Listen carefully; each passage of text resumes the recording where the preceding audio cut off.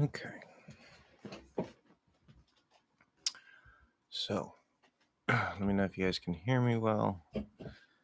It's been a little while since we've been here, as things have happened and been moved around. We are here now on Sundays. This is the first Sunday live stream, which was supposed to be last week, but didn't happen last week. So, we will be here as long as nothing changes. We will be here every week on Sunday from 11:30 to 1:30. California time, of course. I'll really put this, right? So here every Sunday from 11:30 to 1:30 California time. Okay. Gabriel, welcome. Yes, well, it's going to the afternoon, but or to noon. But yes, good morning. That's always kind of a gray area. It's like, well, it's 11:30. It's not noon yet, so we should say good morning, but kind of starting to feel a little late for the morning. So, especially considering that, I need to move this. Especially considering that I slept a lot last night because my alarm did not go off, and I ended up sleeping for like almost 12 hours. And I didn't wake up until like an hour ago, which really sucks. But that's okay, because I didn't really have too much to do this morning other than work on things that I could be working on. So, let's see. Waiting for people to get in. Let me bring up comments. Let me know if you have any questions, Gabriel. What am I looking for? My brain is not working today. Oh, yeah. Comments. I wonder if we're going to get more people today or less people. Okay, so yeah, this will make my life a little easier. So yesterday, Gustavo asked if I can show him how to pronounce said to you. So let's do that really quick, and then I can just reference the start of this. A couple possible ways. Remember, there's usually more than one answer. If you clearly enunciate, it would be said to you. It's nice and clear. All the sounds are there like we would expect. To is not being reduced. You is not being reduced. That's the least common way to say it, but you can say it that way depending. Probably the most common way, there's two common ways, which would be said to you, said to. So you're going to stop the D, and then when you release the position, you're going to push out a T. And then, of course, to will reduce to ta like it usually does. So we get said to, said to, said to. So you don't want to say set to. That sounds like a stop T plus another T. So that would sound like set to. And you don't want to say said. Well, actually, hold on. Read that. He said to you. So he said to you. Said to you. Said to you. Yeah. Okay. So one possible variation, I wouldn't really worry about it. You don't have to care. But because we know to is very easy to change based on the sounds around it, it is possible to stop that first D and then just push out to is duh, said to you. That's one way to do it. So, but I would just ignore that. Possible, but that's, yeah. The other common way to say it would be to actually just drop the T into and say flap the D, right? Because now it's between the two syllables. It's linking. So seda, said to you. Is that what he said to you? Said to you? Said to you? Said to you? It has to be in faster speech. If you're speaking on the slower end, it's not going to sound right. So that's how we would do it really quickly. And then there's one more, I think. Oh, of course, I mean, there's the option of not reducing to ta, which we usually will do. So there's possibly like said do, he said to you, or he said to you, said to. And then you could maybe reduce to ya. It would probably sound very informal here, so I would ignore that.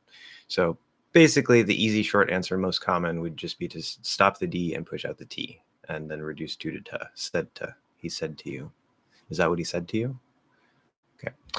Hello, Finn. Welcome. Hello, Magwaz. Good morning. Perhaps you've talked about this before, but what's the main difference between, not about, between? We have two things, so it's between the two. Right? What's the main difference between English D and Spanish D? I'm only talking about normal D as in dinner. Yeah. Okay, so we're not talking about the replacement for the TH, which is its own little thing. But it's important to bring that in because since we're talking about Spanish, this is going to be the easy answer for you. Okay. When we do, so first I'll say when we do the dental T or D replacement for the TH sounds, which again is very common. It's not informal. It's just an alternative. We use it all the time. I mean, not every single case, but it's very, very common. So that would be dental where you go flat. You don't actually have to do it on the teeth. As long as you're flatter up here, then it's fine. And that would be the Spanish D, right? So if I say that, but I use a dental D instead, I say that. That's going to be pretty much the same as the Spanish D. I noticed that the Spanish D can be very, very light. And if you pay attention to probably how you speak, it might be I don't know if it's a dialectical thing, but I hear a lot of Spanish speakers, even in music, where say they're going to say like, I don't know, like, no me digas eso. They won't take the time to make it fully flat, and they won't say like, no me digas eso. Like if you're enunciating, yeah, but they'll kind of do it really lightly, like, no me the, and it's actually a TH. It's a voiced TH that ends up getting produced when you try to do that dental D, but very, very lightly. So if you haven't noticed that about Spanish, pay attention. You'll probably start noticing that if you listen really closely. Anyway, that aside, for the actual D itself in English, which is duh, which does not touch the teeth, which is not flatter. There's a little bit of flatness to it, but it's back here on the bump. The main difference is the main difference is one thing, which creates a different, slightly different result in the quality of the sound. So the difference, as I said, is the English D is back here on the bump. Okay, could be tiny bit in front of it, could be a tiny bit behind it, but we generally tend to put it pretty much on the bump. Definitely do not touch your teeth. Again, the tip is a little bit flat. It can be a little tricky to get because it's not straight up like duh, duh. It's not going to sound right. You're going to sound like you have an Indian accent. But if you make it too flat, it starts sounding like that dental D, even though you're not touching your teeth. Duh, duh, duh. We don't want that. So it's easier with the T because the T you can hear t, t, t. It's that crisp sound. The D, because of the voice, it's a little hard to hear the crispness compared to like a flatter Spanish type D, but it is there. Obviously, there's a difference in breath as well. Spanish uses a little less breath, so that's important for hearing the fullness of the sound. But for the physical production of the sound itself, the English D is up here, the Spanish D is flatter, more on the teeth. And the result that creates in the quality of the sound is that the English D sounds a little crisper, a little clearer, a little more, I guess we could say clear cut, like it's duh, duh, duh, like it's just there and it comes off. Where the Spanish D, because it's flatter, usually on the teeth, it sounds flatter, we would say.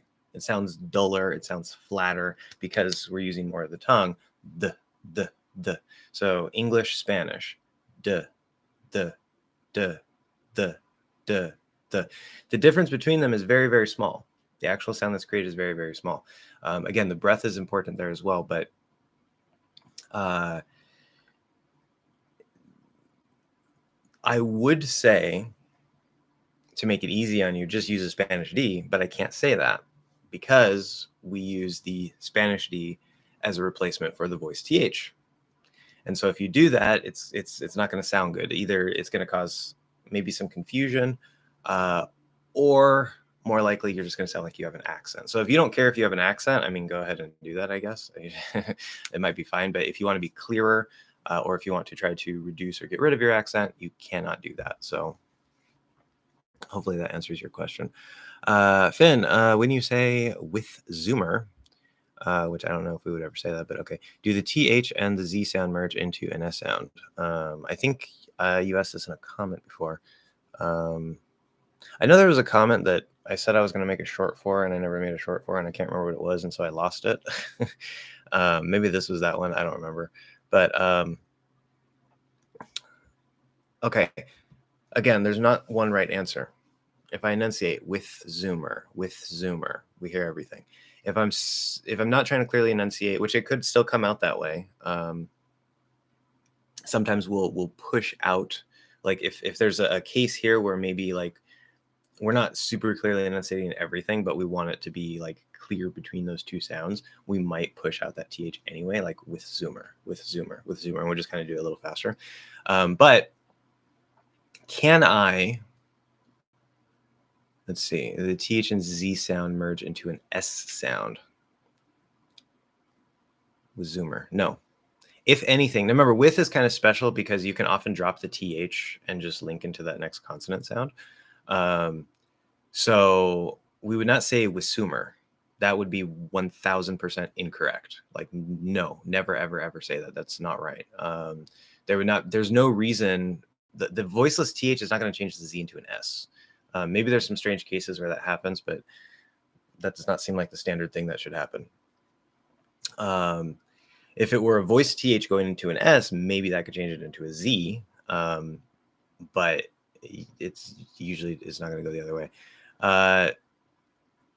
What would happen here most likely is we'll just drop the TH on with and go into the Z. So it'd be with Zoomer.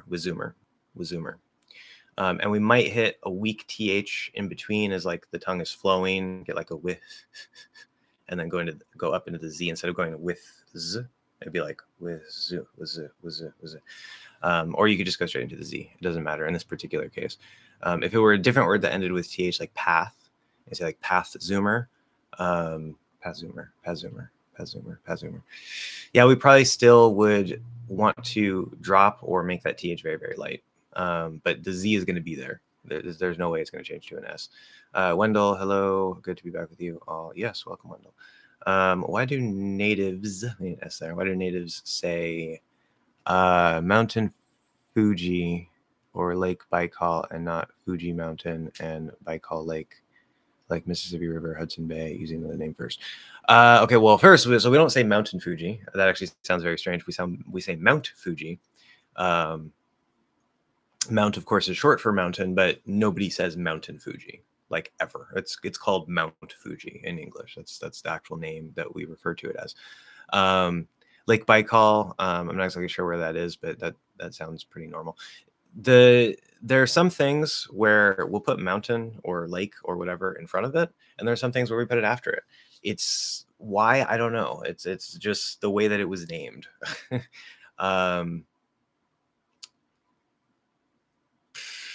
In the case of Mount Fuji, completely theoretical off the top of my head, it's probably not true, but I can imagine because in Japanese, they call Mount Fuji Fujisan.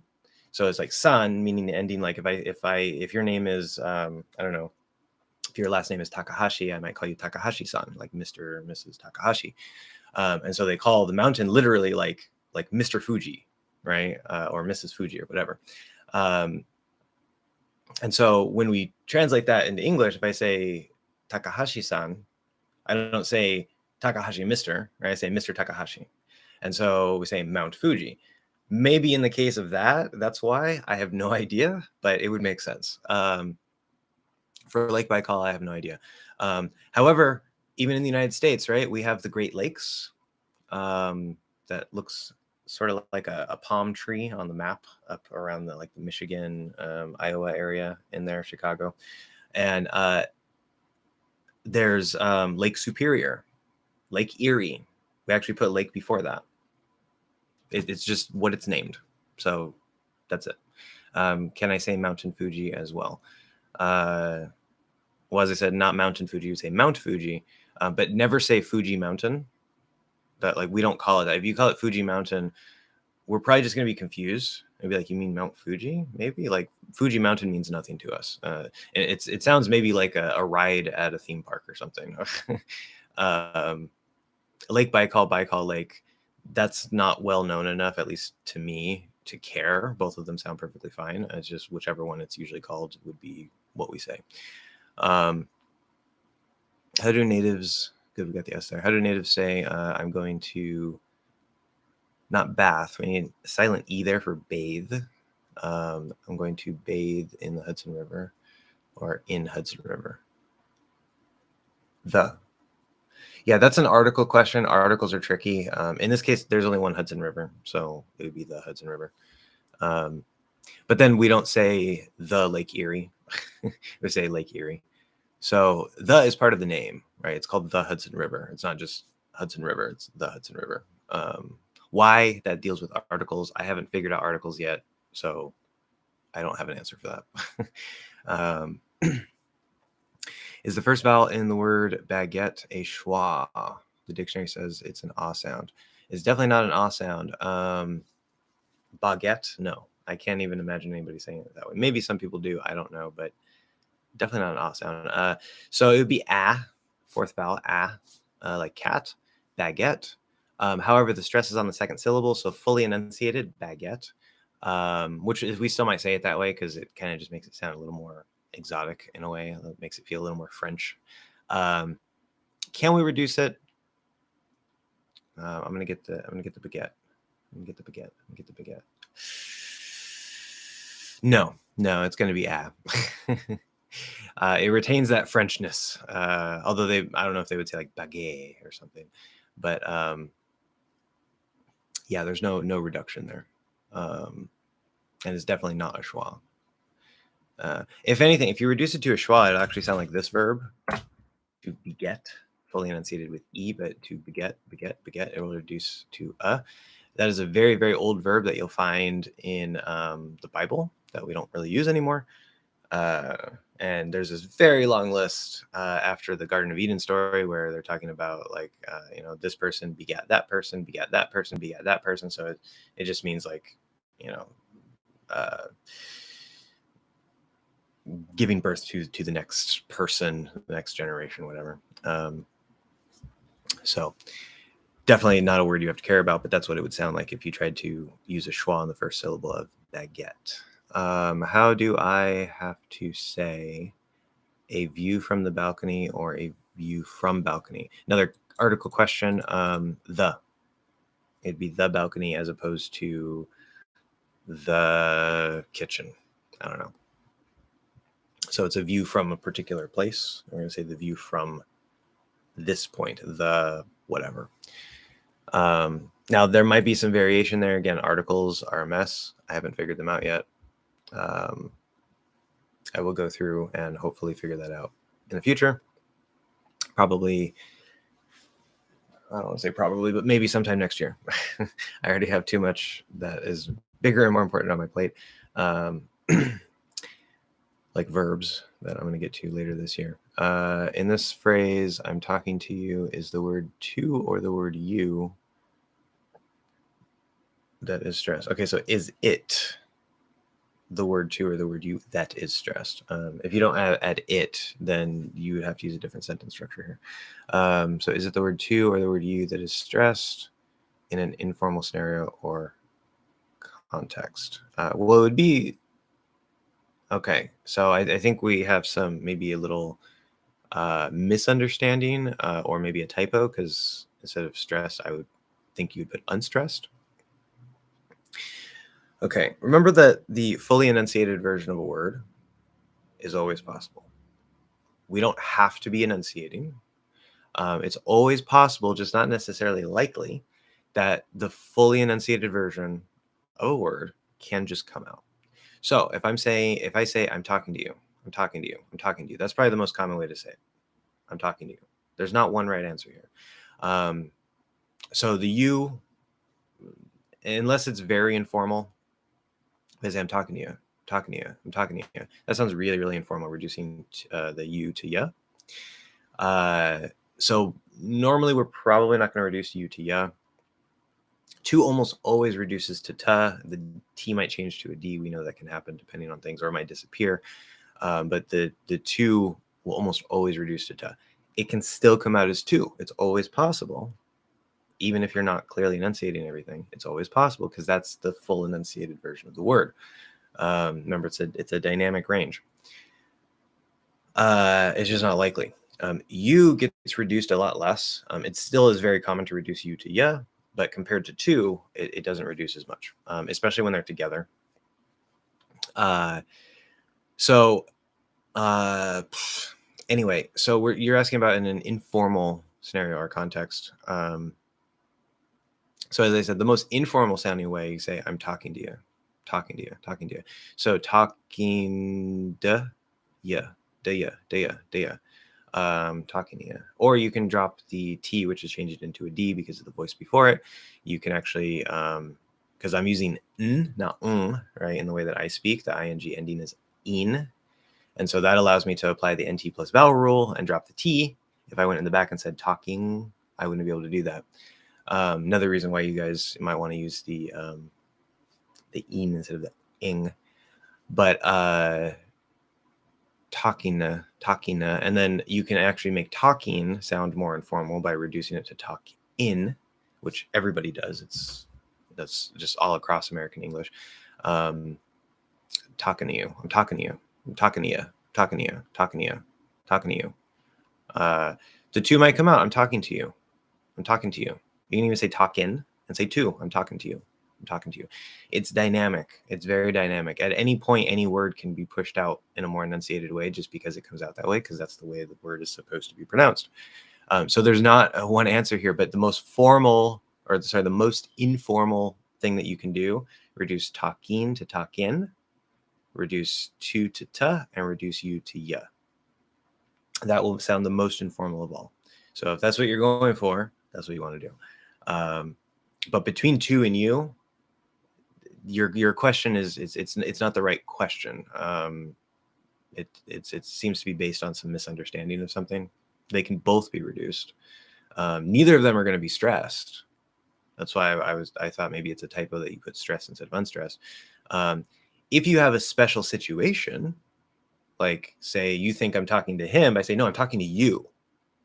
Okay, then we're going to stress you. Otherwise, you is not stressed. There's no reason to stress it. To is a preposition. It's a function word. You is a pronoun, which is a function word. They're both one syllable, so they're normally not stressed. So unless you have a special reason to stress them, neither of them will be stressed. And note that just because if you say to, that doesn't mean that you're stressing it. That just means that you're not reducing it. There's a difference between reducing it and stressing it. So if I say t, okay, I could say t. I'm talking to you, right?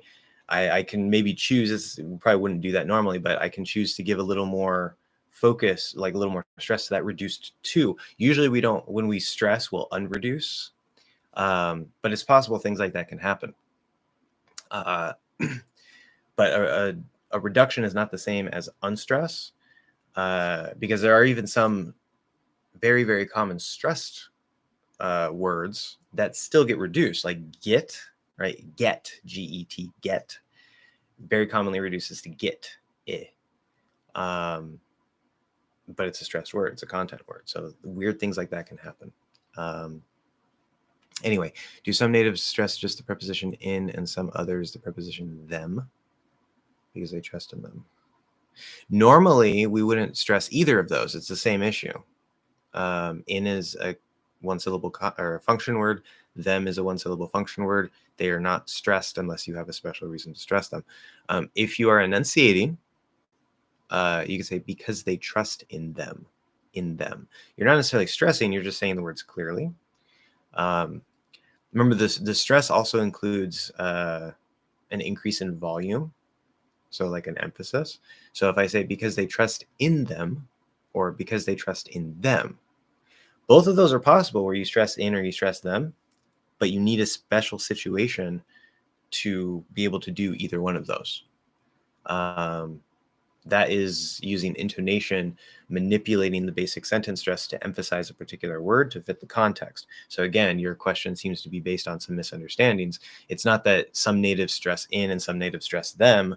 It's that most of us will normally not stress in or them, but if we have a special reason based on the context to stress one of those words, then we will. It comes out of the context. Pronunciation is always based on purpose. What is the purpose of what you're saying? What is that? What is what is the context that the purpose is coming out of?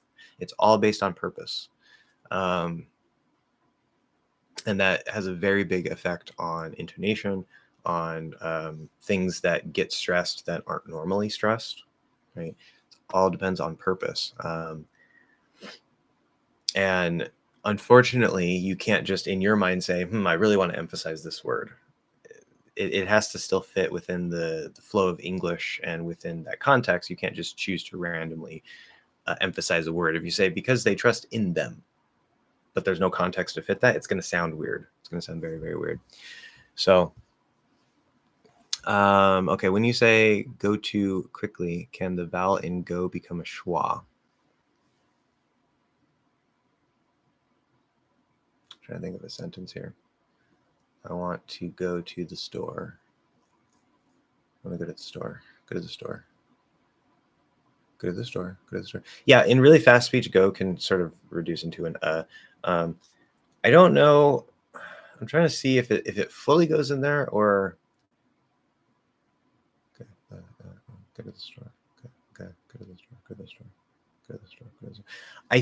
I don't think it fully goes into like a completely reduced I think what happens, it's because what can happen with O at the start of O, it's not required, but I've had a lot of students ask me this and point it out, and I'm like, yeah, okay, that makes sense. You can actually start O not from but from like right behind where it'll sound very much like a schwa. So if I say not oh, I say oh, it's almost it's just like a little bit behind it. And because of that, I think if we say go really, really quickly, instead of like getting the rest of the sound, we just kind of do that starting point that's very close to and it'll sound a lot like we won't really notice it. We probably don't even notice that it's being reduced at all. But yeah, so what you're hearing there is probably what's actually right behind the schwa. It's actually just the center of gravity slightly shifted back. We're going to be talking about that in the vowel masterclass for when we talk about O. So, yeah, good. Is the second schwa in someone a stress schwa or an unstressed schwa? That's a good question. Well, one thing you can do is you can test it, right? So maybe you have tested, you're just confirming with me, seeing what I say. But you can always test it, right? So we know that if you have two syllables together, or two, like a compound word, right? Two words put together, like some and one, or something, baseball, right? Things like that. That often, like there can be two stresses next to each other, but one is going to be primary. So you can test it and you can say, okay, someone, I see someone, I see someone. It's a little exaggerated, but okay, that doesn't sound too bad. If I say, I see someone, I see someone, that does not sound good. So you can always try to test it, right? Since you're learning English, in Finn's case, I'm sure you could probably pass that test and know which one sounds better. But if your ears aren't quite there, your exposure to the language isn't quite there, might not give you the answer, but usually that's a pretty easy way to kind of tell which one maybe sounds a little bit better. You might not be right, so it's always good to check. But if we have, right, so there's in both of these. And so it might not be a question of which one is stressed. It could be a question of which one is primarily stressed. So we know the sum is higher, someone. And that makes sense because it's not no one or anyone or everyone, it's someone. So that gets the focus. But one normally is a one syllable content word, which gets stressed. It would be stressed anyway. So when we combine these two, they're both stressed. They're both stressed, but the sum is more stressed. That's it. Is the P in upon aspirated? Yeah. Upon is still lingering. Still lingering. Give it another 150 years, and I bet you that word will probably not really be used in the language, at least in the spoken language. Upon. Think about it. Think about it, right? We know the rules. I assume you watch my lesson on the P, right? Where's the stress? Remember, the aspiration, if there's no stress, there's no aspiration. Aspiration comes out of stress, period. And it has to be at the start of that stress syllable. If it's at the end of the stress syllable, it doesn't matter. It's just at the end. That the stress creates the aspiration. So which syllable is stressed? The second one. It's not upon. Upon. See, that would be an unstressed or an unaspirated P, a weak P, I would say. We would say upon, upon, upon, upon, upon. Okay, it's stressed. It's going to be aspirated. Yes, it's a function word, but it's a two-syllable function word. Remember, one-syllable content word, always stressed. One-syllable function word, always not stressed unless you have a special reason to stress it. And a two-syllable word, period, regardless of what kind of word it is, a two-syllable word will have at least one syllable stressed. So I've heard truths and being pronounced as truths and. Does that sound weird to you? If I say there are many truths and lies, many truths and lies, truths and lies, truths and lies. Yeah, especially in really lazier and faster speech, it can definitely come out that way. But most likely what's going to happen if we're not being too fast and or too lazy, still within the range of normal speech, but not on like the faster end. If you listen really, really carefully, you'll probably hear there's a little bit of a lazy TH before the Z. Truths, z, z. It almost sounds just like a Z, but there's actually a TH in there. Z, z, like a lazy TH. Z, z, z, z, z, z, z. So I start in that really lazy TH. It could be very, very hard to hear, but most likely it's going to be there. It's just going to be really quick and lazy. Why does came to sound okay, but not came today? It does sound good. They're both perfectly fine. With today, tomorrow, tonight, I don't want to make a 100% rule blanket statement here, but pretty much I'm going to say at least like 99% of the time, most likely, because today, tonight, and tomorrow historically are just a combination of two plus day, night, and morrow, which used to be the word for morning. Anything that applies to two, like the T changing into a D, will also commonly apply to today, tomorrow, and tonight. So I say, oh yeah, it came today, came today, came today. Perfectly normal, perfectly natural. There's no problem with that. Erythroxylon. I still can't say your name. But I really like your name. In the sentence, I need to go to the store. Can you reduce need by saying the fast D sound, or does it sound too mushy or slurred? Hello. I think the hello should have went first there. Yes, hello. Okay, in the sentence, I need to go to the store. Okay, one thing to clarify here. When we're talking about, say, like the D at the end,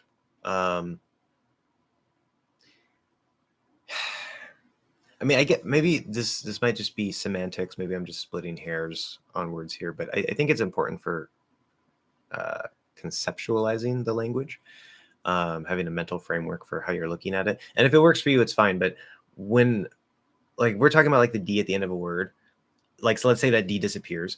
I don't think of that as a reduction. I would never call that a reduction.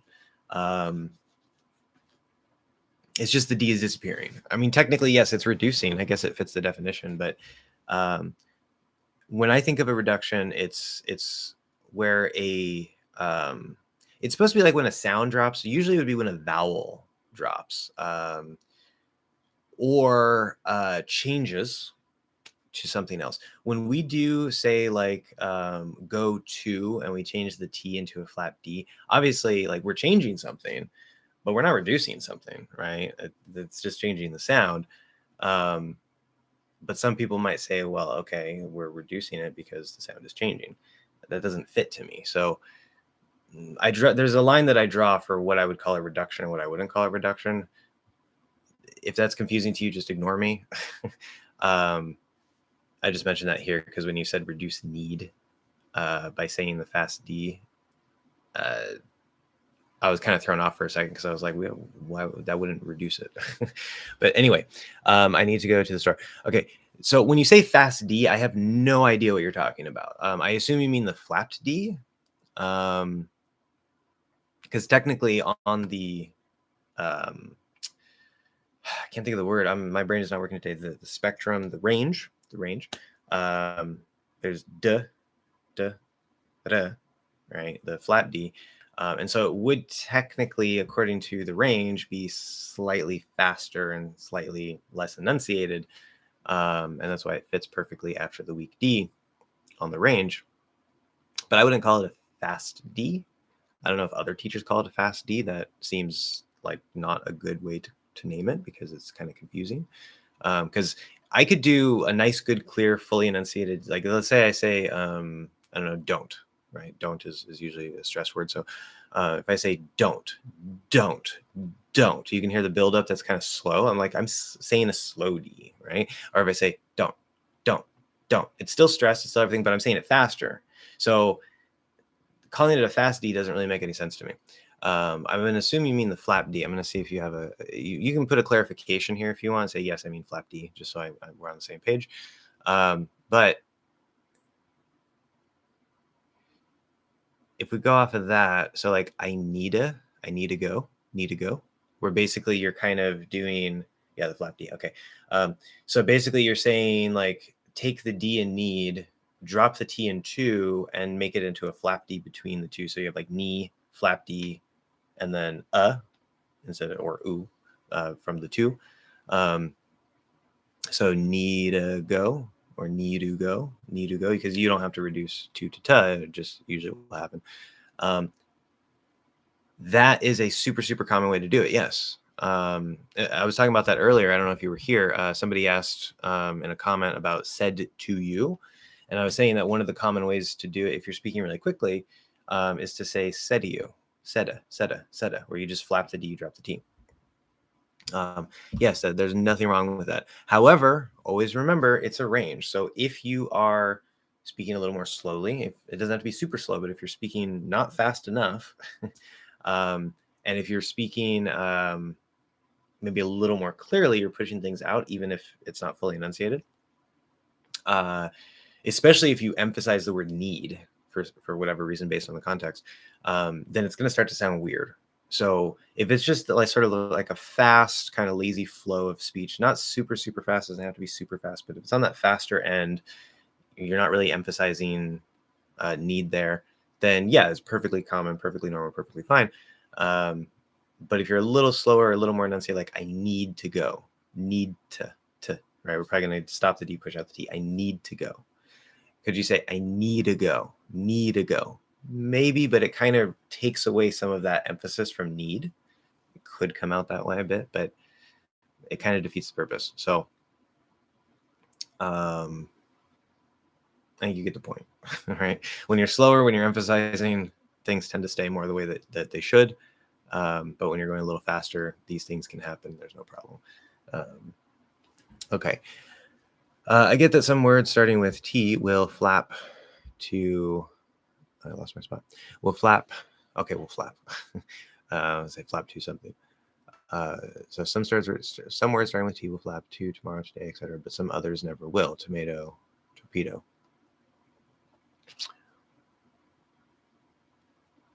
Okay, well then you added that and I didn't read that, so I explained that for everybody else.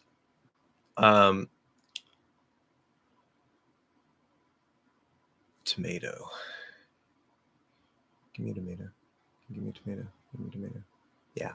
Yeah, it'd be really weird if you try to flap the T in tomato. Right. And this is actually a good point for everybody. because Finn, I assume you already understand this, but it's because if we just go sort of on like a superficial level and we say, oh, okay, well, to and tomorrow and today, they can turn into this flap D, but not tomato. Oh, that's an exception. No, it's not an exception. It's a completely different thing. Just because you see TO, and just because like it would be tomato, like you could say toe, we probably wouldn't. We don't usually use that really fully clear enunciated version. It's usually tuh, right? So it's already and just because you see tuh there at the start of the word and it's unstressed doesn't mean that it's still going to be affected. Remember, as I said before, the preposition to and words that might be connected to it, like tomorrow or today, but the preposition to is very special, and that T is easy to change based on the sound before it, if it's voiced or not. Maybe changing it into a D and or changing it into a flat D, depending. But just because you have a case like tomato doesn't mean that same thing is going to apply, because that's not to, that's or tuh. It's just, it happens to be the same combination of sounds at the start of a different word that has nothing to do with the preposition to. So I think it's important to realize that there's a separation there. With torpedo, that's something completely different, but follows the same thing with this unstressed syllable with the T at the front. There's no there, obviously, but yeah, we wouldn't flap the T in torpedo for sure. Okay, watch the torpedoes. Yeah, no, definitely not. Trust in can be pronounced as trustin. Yeah, so this goes to a concept that I was supposed to make that video like a couple weeks ago, but I got into this whole mouth posture thing, and so that's been pushing everything behind. The eating vowels video that I'm going to be making, which is going to help you master the rhythm. So the T, the ST ending T can usually drop. So that explains why you can drop the T. In can reduce to un, or maybe even just n, in really faster speech. And so you combine those two and you can get trust plus n, trustin. Yeah. So like, I trust in you. I trust in you. I trust in you. It's a little messy. It's a little unclear, but as long as the context is clear, no problem with it. Again, if you slow it down a little bit, I trust in you. Now it sounds like you're trying to say trustin, like as a word, which is not a word as far as I know. So the speed is important. You have to be not necessarily super fast, but you can't be too slow. You can't be enunciating too much. How are you doing, Josh? Welcome, Meadow. I am pretty good. How are you? Gabriel, there's a YouTuber that I watch. I was going to say that I witch. I was like, which what? There's a YouTuber that I watch, and whenever she says a word which has a true L, God, I hate. People use different terms. It's okay. A true L. I'm going to assume you're referring to the full L consonant, the light L. I guess true L is a decent name for the L in that case, but the other L isn't not true. See, I don't know how people come up with these. Well, I guess I do know how they come up with these names, because it's misleading, because the other L is still an L. It's not a fake L. It's still an L. Anyway. Okay, she says a word which has a true L in the end, at the end. And is okay, but we usually would say at the end, at the beginning, in the middle, at the end, because they're points on the journey. At the end, she does a vocal fry. Is this a mandatory thing? Wait, hold on. There's a true L at the end. Okay, because normally I assume true L means the full L vowel, the full L consonant, L. And so at the end of a word, you can enunciate a full L, but usually it's the half L, the dark L sound. Okay, so making sure I'm on the same page here. So it's an actual full L sound at the end of a word. Okay, possible, but very unlikely. She does a vocal fry. Is this a mandatory thing, or only happens once in a while in American English? Okay, so I've said this before. And that's okay, because obviously not everybody was there when I said it before. And I will say it again whenever the question comes up again. It's fine. The vocal fry is a common feature of American English. I don't think it's limited to American English. but it is a common thing. It is in no way required. If you don't use a vocal fry, it's not going to give you an accent. It's not going to make you sound unnatural. In fact, my recommendation is to, if you have any little vocal fry, it should maybe be part of like your natural voice in your language. Or if you want to add in a tiny little bit of vocal fry, make it very, very, very, very, very tiny, and don't really try to make it a core part of your speech. That's my recommendation. One, because it's not required to do it. So if you don't already do it, there's no point in trying to add in this feature that does not affect your accent at all. If you like the sound, then that's your choice. Go ahead. So you make it easier on yourself by just ignoring it. But trying to, master the vocal fry,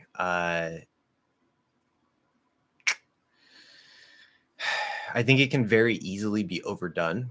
And in fact, I'm going to give you a little secret here. So a lot of people talk about, at least from what I've seen, a lot of people talk about the vocal fry being attached to like a deeper sound, right? So if I kind of like, I come down here and you really hear this, like, okay, my voice is getting a little deeper and it's like, okay, you can sort of hear that fry, that creakiness. Okay, so number one, let's say I go down here, I get rid of that fry. Now there's no creakiness at all. Okay, maybe my voice is not quite as deep. That's fine, but I'm still lowering it from where it usually is. Okay, on the opposite end. So I'm going to go ahead and raise my tone a little bit. All right, so this sounds pretty good, nice and clear, I think. Not a whole lot of vocal fry going on here. Or I can go ahead and just add in a little bit of vocal fry, even though my voice is a bit higher. Okay. What you want to do, the vocal fry is very dangerous when you're learning American English because it's partially tied into the breath. And most American English learners, not speakers, learners, already have a problem with getting enough breath.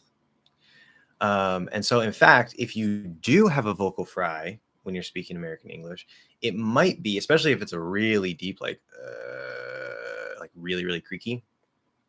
It's not just the breath that causes that, but that's a sign that you might not be using enough breath.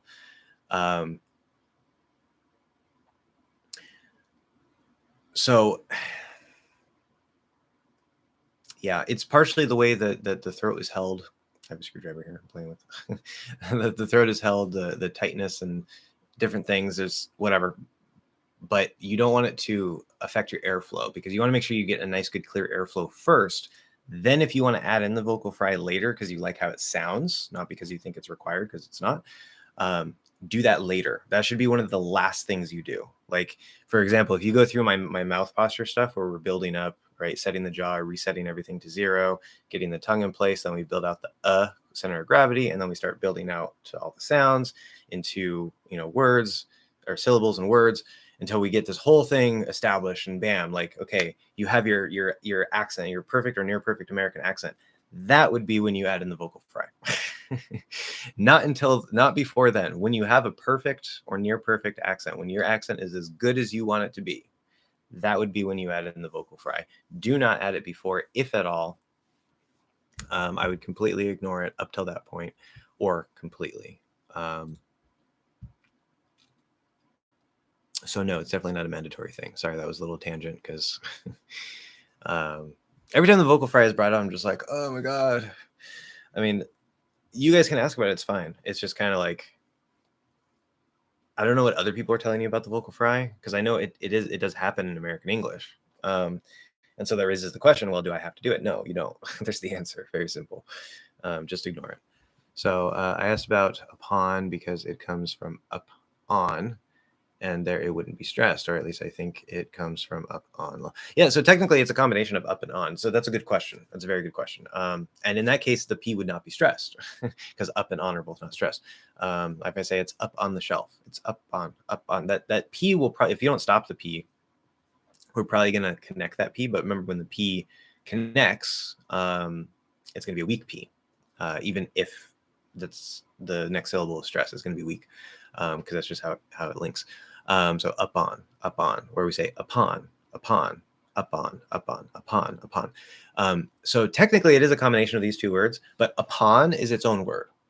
It's not just up and on. Kind of like when we think of like into, like put it into the box, you can think of that as like into or into. One of those might be wrong, but it's a common thing that natives are like, which one should we use? Is there a space or is there no space? Because there's not really much difference, at least on the surface. But upon is a completely different thing. And it's a very old word that we don't use very much anymore. You'll hear it. You'll see it in writing, especially once upon a time. Probably the most common usage for like fairy tales and stuff. But yeah, so because it's its own thing, and because now it's a two-syllable compound word. Well, I mean, when we make into a word, into, yeah, that's kind of a weird one. Anyway, no kidding. There's always getting on that table. Anyway, whatever. You get upon is its own word. It's a completely separate word. I had to pronounce D followed by T, like good time. Like that, good time. Good time, good time.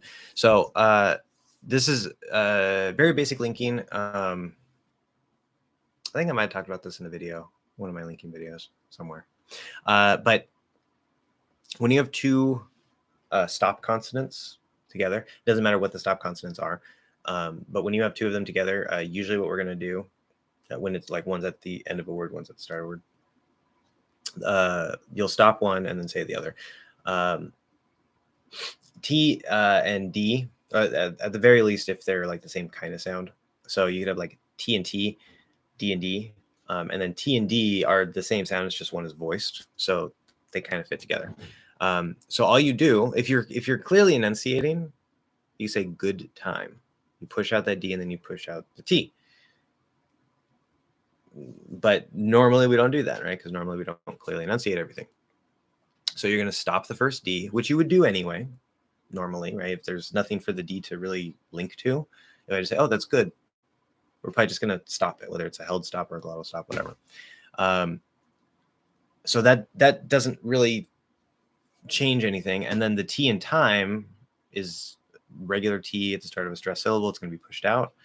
Nothing strange is going to happen with that. So you just happen to have a D and a T together. You stop the D, you push out the T. Good time.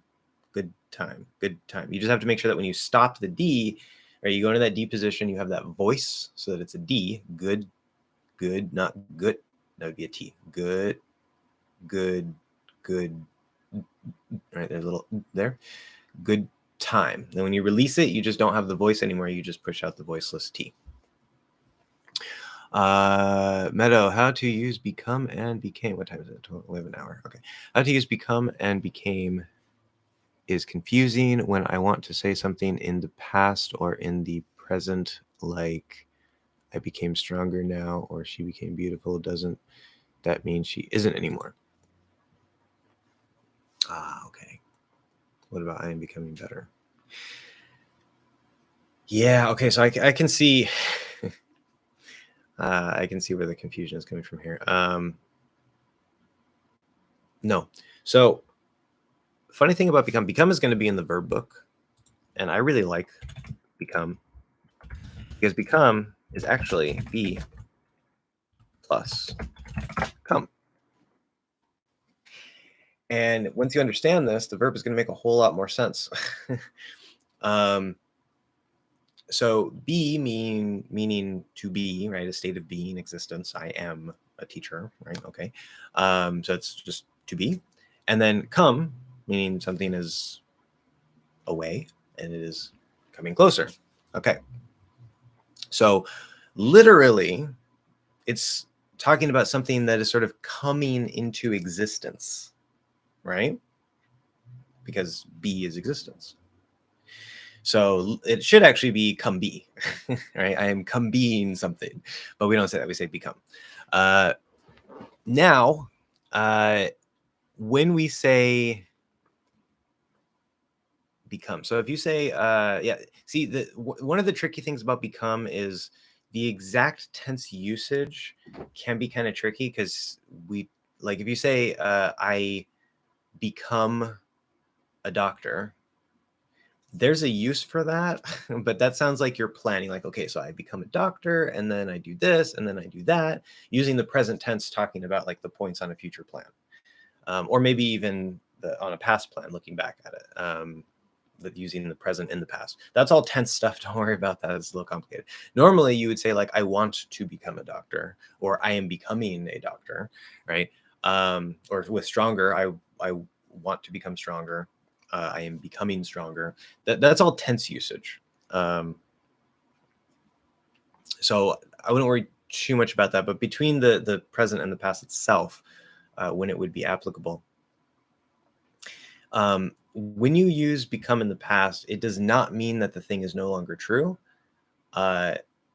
It doesn't have any of that information. Now, you could say, last year I became stronger, right? Like, you worked out a lot. Okay, you became stronger. You got stronger. This is the most common way. You just use get to replace it. I got stronger. I became stronger. Okay.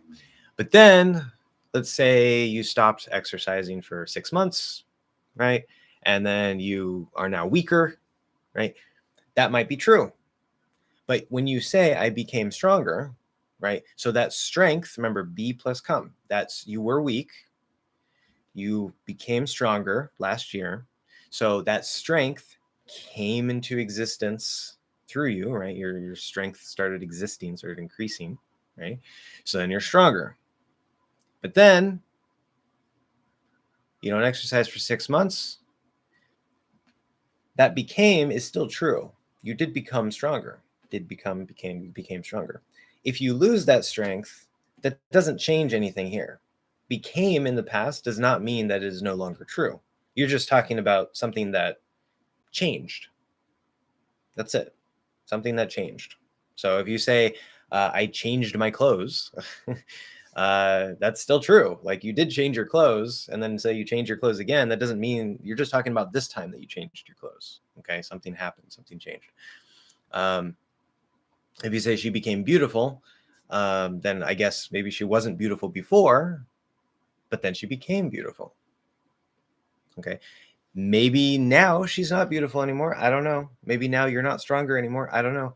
But when we're saying became, that we don't have any of that information. We don't care about that. You're just talking about this event of the change, right? That coming into existence. So you have to separate that. Hopefully that makes sense. If it doesn't, I can try to explain a little better. But yeah. And then, yeah, becoming better, again, this is just it's tense usage and how it fits with verbs and context, and same idea, except in that case you are in the process of becoming better. You're in the process of changing into a better state, or an improved state.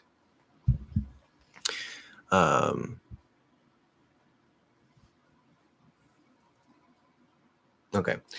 Finn, when you're thinking that you're going to say next, wait, oh, what you're going, I definitely misread that. Completely different meaning.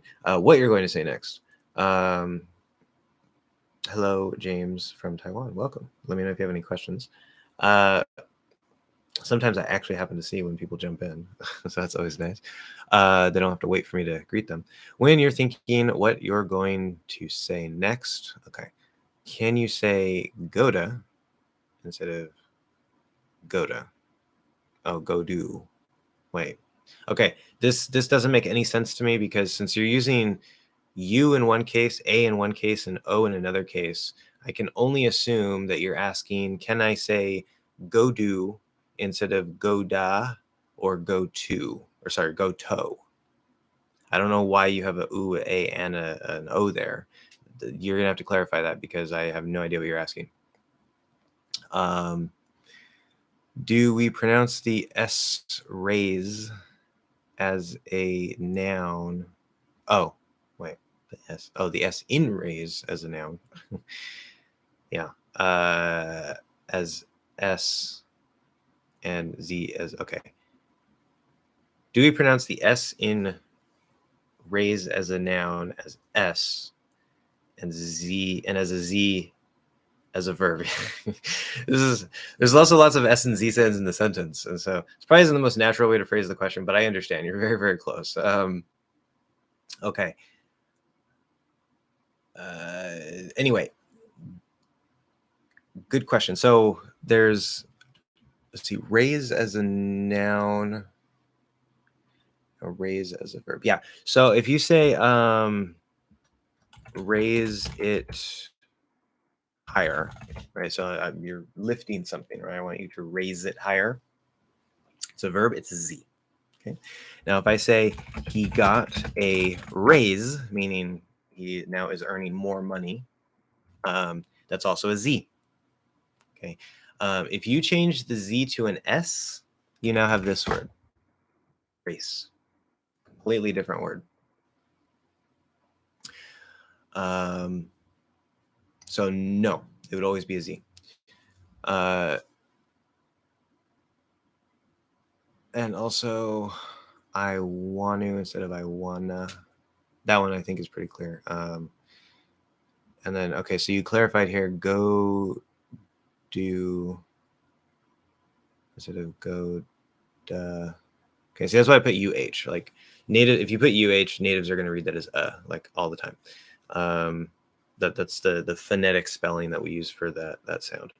For the words go to. Okay, so yeah, I think I get the question now. And then same thing with want and to with the sound change there. Okay, yeah. So I have mentioned this before. I guess not explicitly about the specific point, but I've mentioned it in the flow of explaining this type of thing. There's more than one answer. Okay, if you say go to, okay, so we're gonna ignore go. We don't care what can happen to go. Usually it doesn't reduce or anything like that because it's stress. Okay, we don't care about go. We care about to. Now with the to, the full proper correct way to say the word, fully enunciated. I don't even like to say proper correct because that's not even right. But fully enunciated version of the word is to. Right? There's a T sound. There's an U sound. It can sometimes come out that way. If you enunciate it, it will definitely come out that way. But that's the word. It's to. Okay. Now we're going to ignore the D because we already know that can change. We're focused on that vowel. Can you say go? Actually, these are all the combinations. Go to, go to, go to, go to. Maybe there's some more in there. I don't think so. So yes, it doesn't matter. Remember that to much more often than not, like 95, 99% of the time, somewhere in there, very, very commonly, almost 100% of the time, to will reduce to ta, regardless of if the T changes or not. That depends on other things. So the U will usually reduce to a. Does it have to? No. Can it come out as U? Yes. Is it common? No. But it does come out that way, especially that's actually one of the little subtle ways that I don't want to say enunciate, but we use sort of like a subtle form of enunciation to make it a little clearer. But sometimes it comes out that way. So like, for example, we know that "oo," the "oo" sound, not "oo," can link to other vowels with a small w. So if you say go to the, most likely we're going to say go to the. That's going to be a single most common thing. Flap the D, say go to the. Okay. Can you say go to the? You can.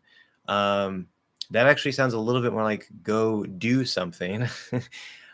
Context is important there. So if we don't have context, it might be confusing, but you can say that. But let's say the next sound, go to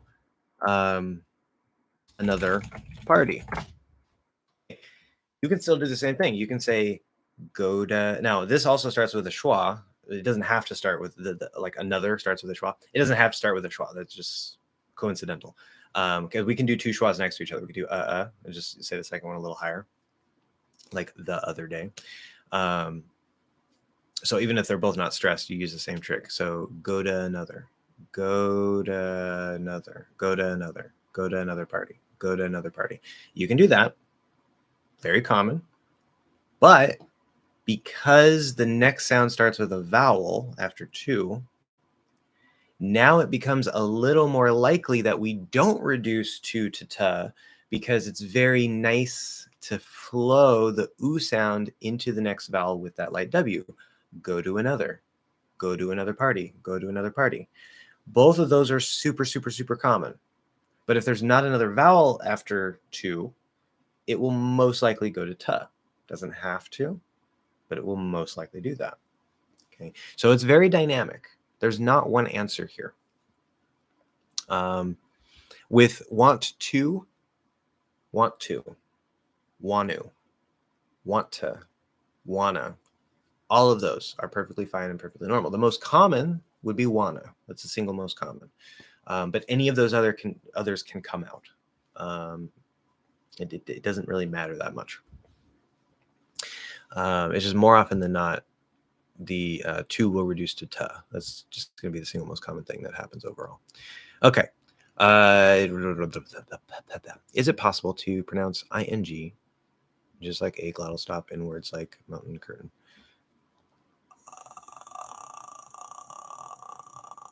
Okay, what?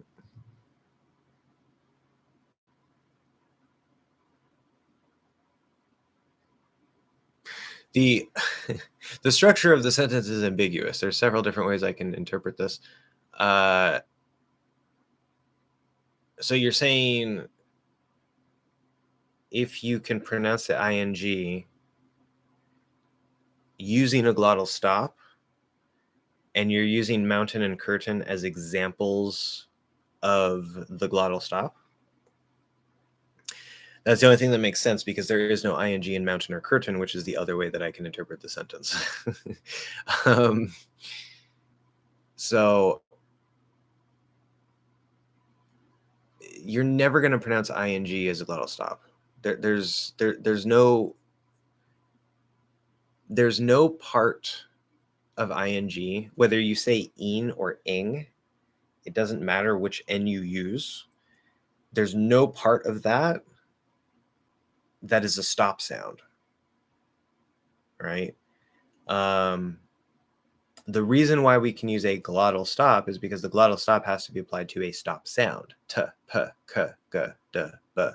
Those are the 6 stop sounds. Nothing else can use a glottal stop. Okay. Now we might ask, okay, so what about if we say talking? So the K is a stop sound. Can you use a glottal stop on that K? And then there's the ing after it?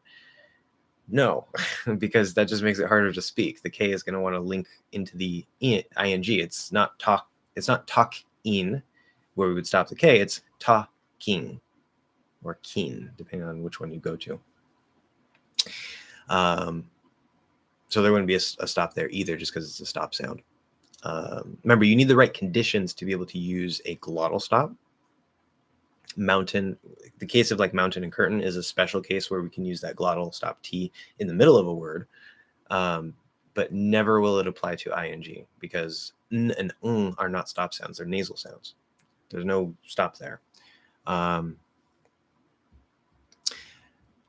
if you can give me an example of maybe where this is coming from, maybe something you noticed, we can maybe dig a little bit deeper into there and see what's going on, but that would be my answer. Hamid, welcome. Hello. Just one quick question, please. Okay. Sorry, it took me a second to get here, and I said a quick question. But for the word the, does it change to a flap D in fast speech? I even hear the true D sometimes. If I could just change the whole terminology of like, just like wave a wand. Nobody uses the term true D anymore. Bam. Okay, anyway. I assume that means a strong D, aspirated D, normal D. Or is it none, just the voice TH? Okay, so let me see. Can I change to a flap? If I say, need a vowel.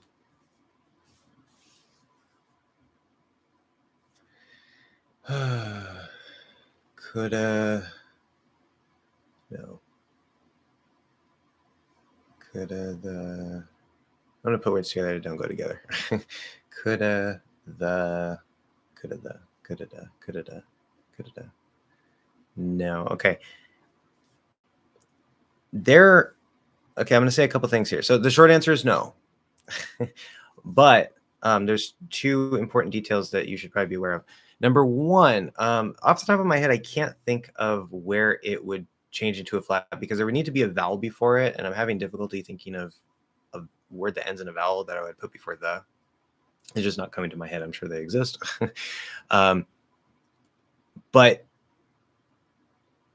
that to me seems like it might sound more like fitting in with the African American vernacular or Ebonics, which, as I've said many times, is in itself perfectly valid, perfectly fine. There's nothing wrong with it, but it's not standard.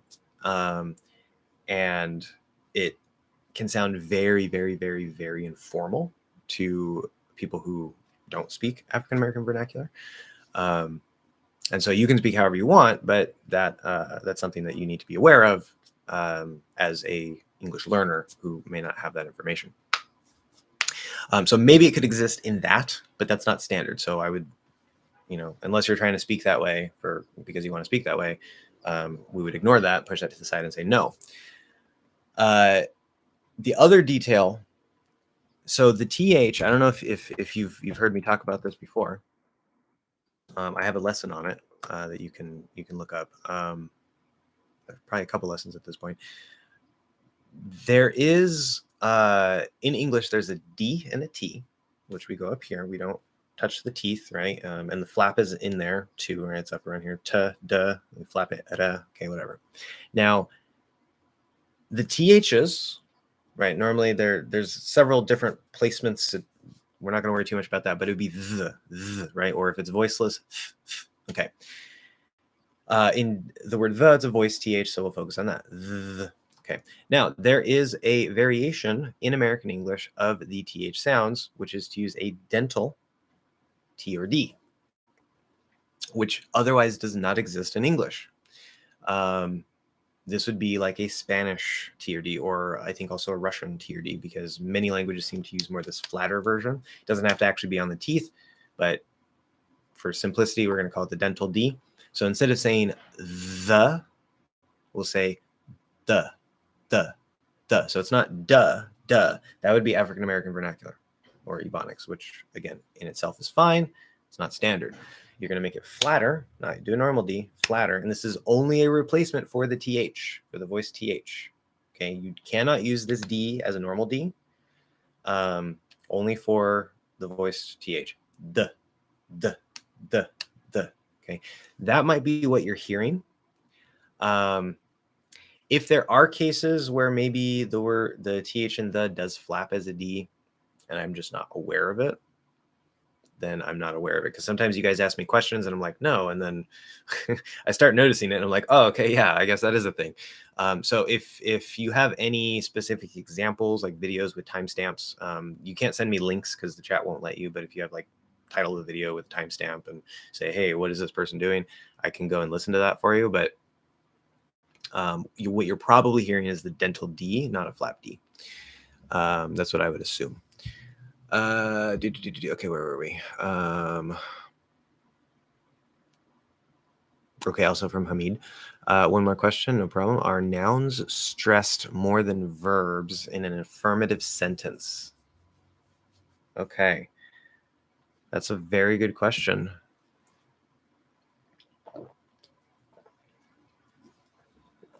Are nouns stressed more than verbs?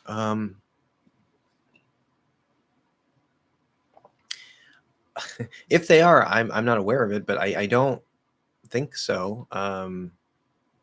There wouldn't be nouns or verbs stressed more than each other. Nouns and verbs are both important. There's no reason to stress. Okay, let's do this.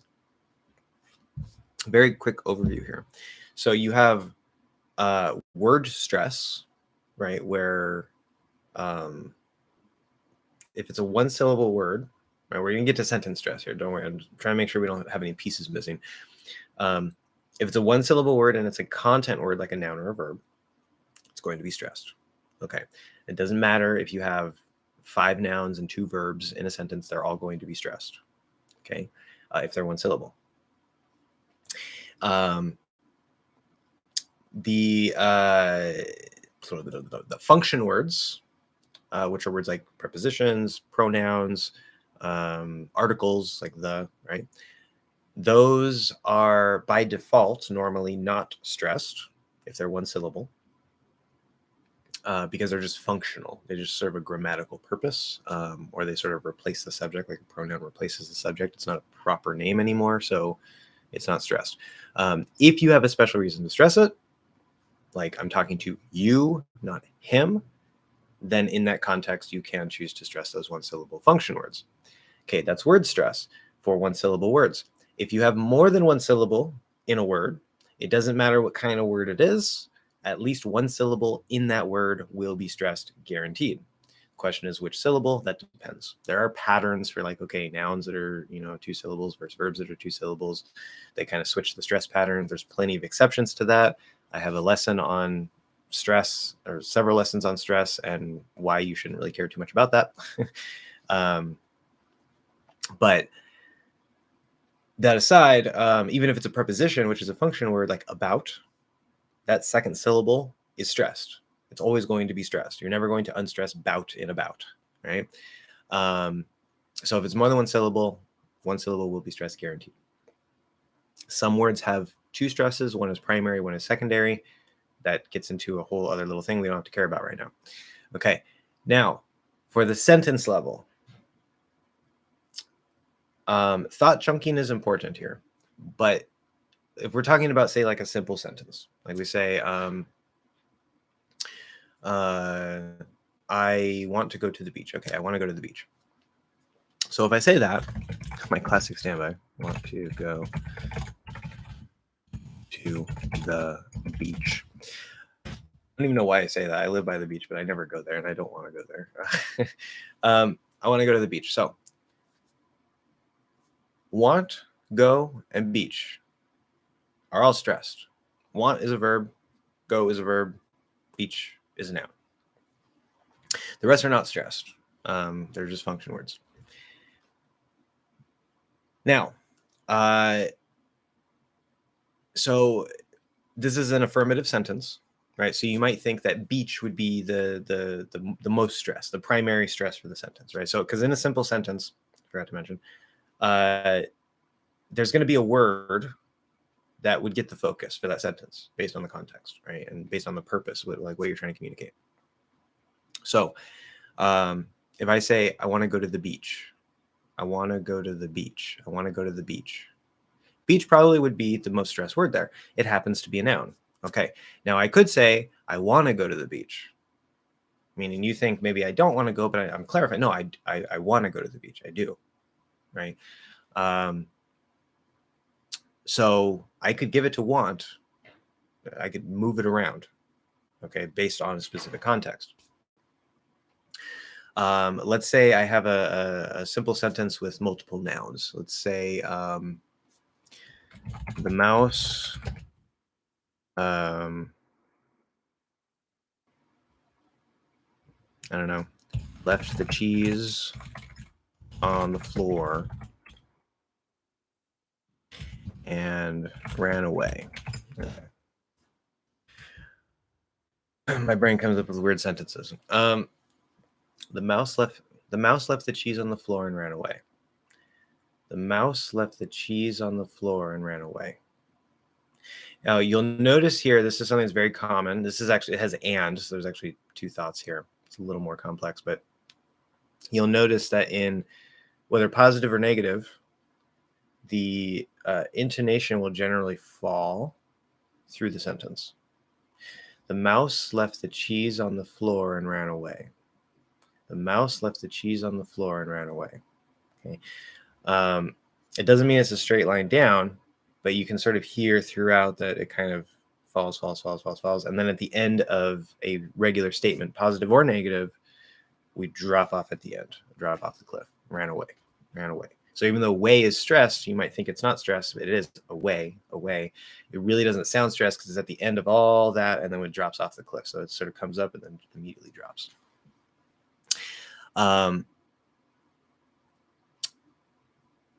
We have left as a verb. We have ran as a verb. But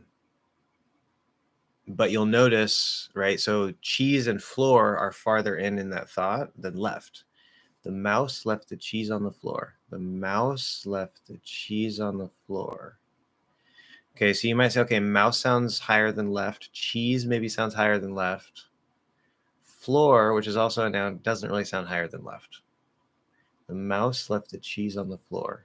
The mouse left the cheese on the floor. The mouse left the cheese on the floor. So maybe there's something to nouns being more stressed. I don't think so. Again, maybe it's just something I haven't noticed. I don't think that would matter if it's affirmative, meaning positive, or negative.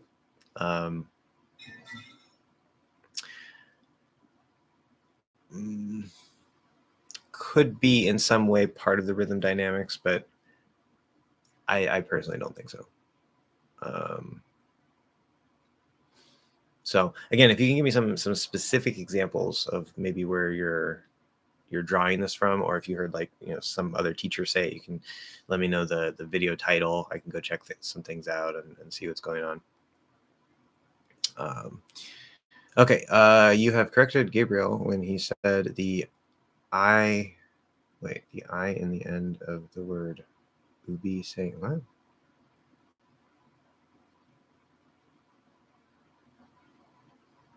Your sentence makes no sense. You have corrected Gabriel when he said the L. Okay.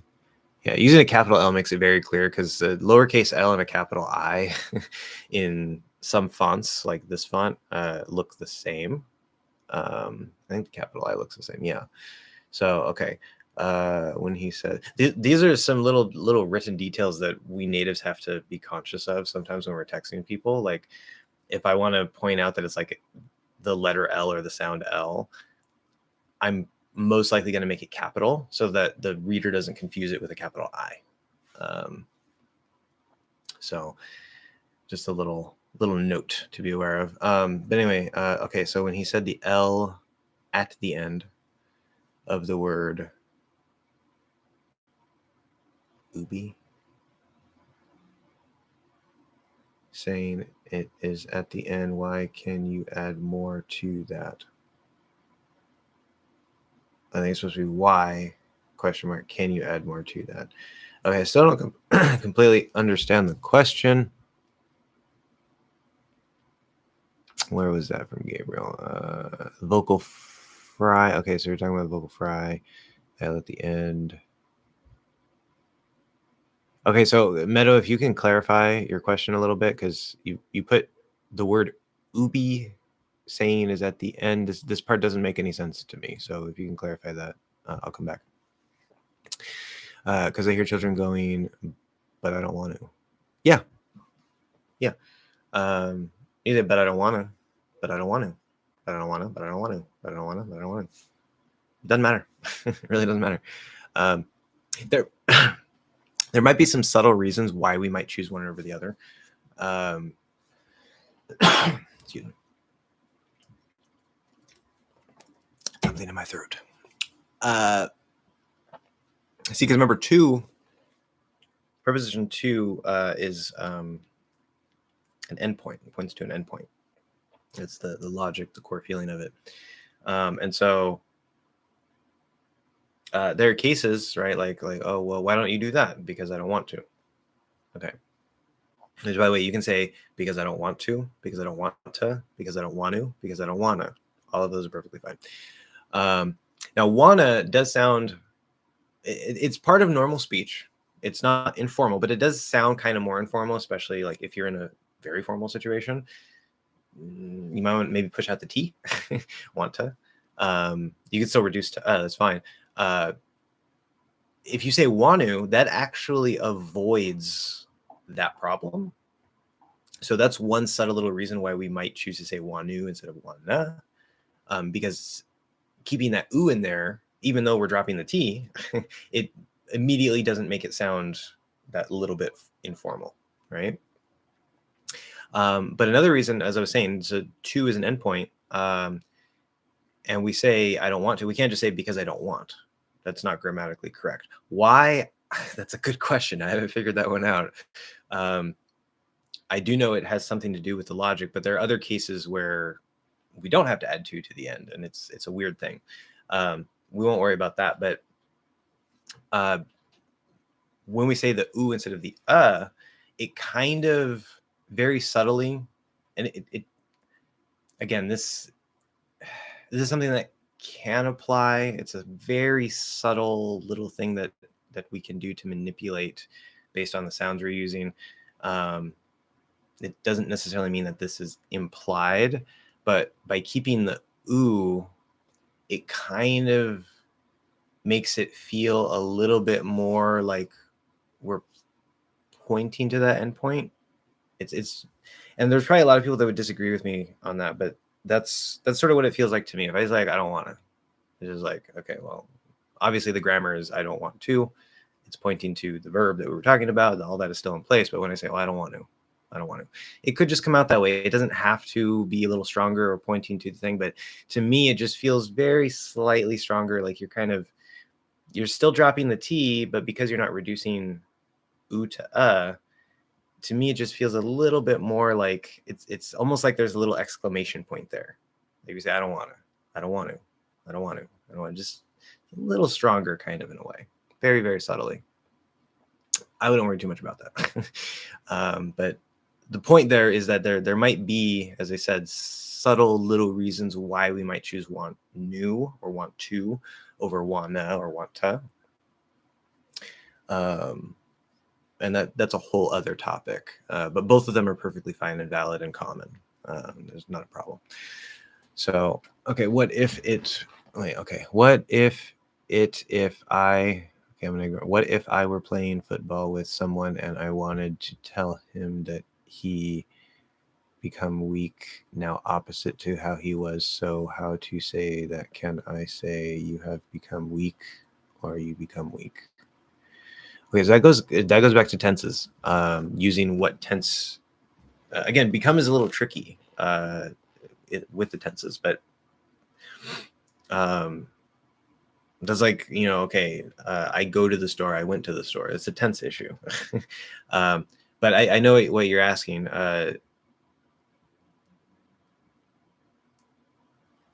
Okay, so you're playing football with someone. You want to tell them that they're weak now, opposite to was.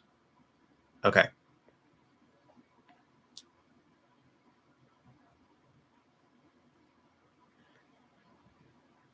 So, okay, well, it definitely wouldn't be you become weak because that's present tense. That's not what you want.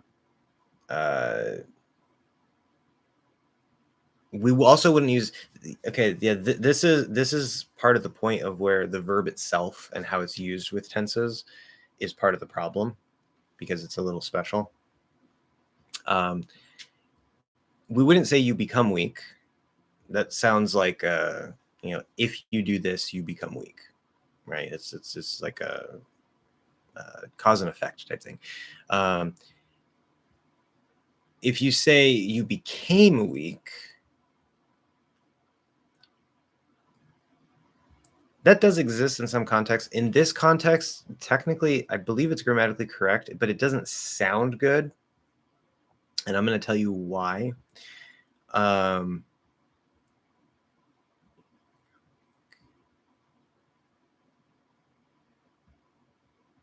Yeah. Okay. You have become weak would be the best answer here. Because you're saying he was strong before, and from that point to now, when you're talking to him, right, present perfect, it's linked with past event, linked with the present, you have become weak. That that's definitely grammatically correct. That sounds okay, but that also sounds a little bit weird. And the reason why, as I said, we tend to use got, like, okay, become. When you use become with a noun, like become a doctor, become a lawyer, become a, especially like with a profession, right? Or become,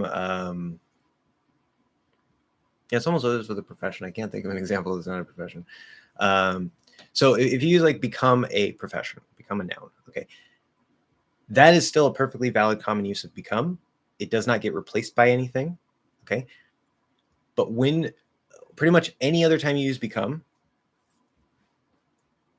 it is so common to replace become with get that even if you grammatically correctly use become, like you have become weak, it will probably sound like, not all the time, but more often than not, maybe 60-70% of the time, it will either sound old-fashioned, like you're intentionally trying to speak in like sort of a fancy way that maybe they spoke 100 years ago, or it just won't, even though it's grammatically correct, it won't sound correct. It won't sound good. We won't like the feeling of it, because get has I don't want to say almost completely, but it like more than 50% of become has sort of been replaced by get, if that makes sense.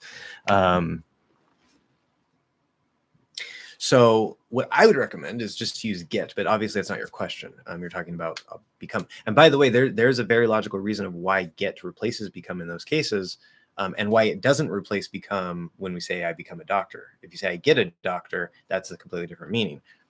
Get has a bunch of different meanings, and when I write the verb book, that's going to be probably one of the biggest parts of the book, because there is a logic to get, there is a feeling to get, and I've already proved with some students in the past that it's possible to build up the feeling, especially for get phrasal verbs. If you combine the logic of prepositions and the logic of get, and you put them together, you are going to start sounding like a native, bam, like that. But it's going to take some work and some practice. But you can hack get, and it's so much. It takes a lot of work, but it's so much easier than just trying to randomly understand get over time. That's a different topic. That's coming in the verb book later this year.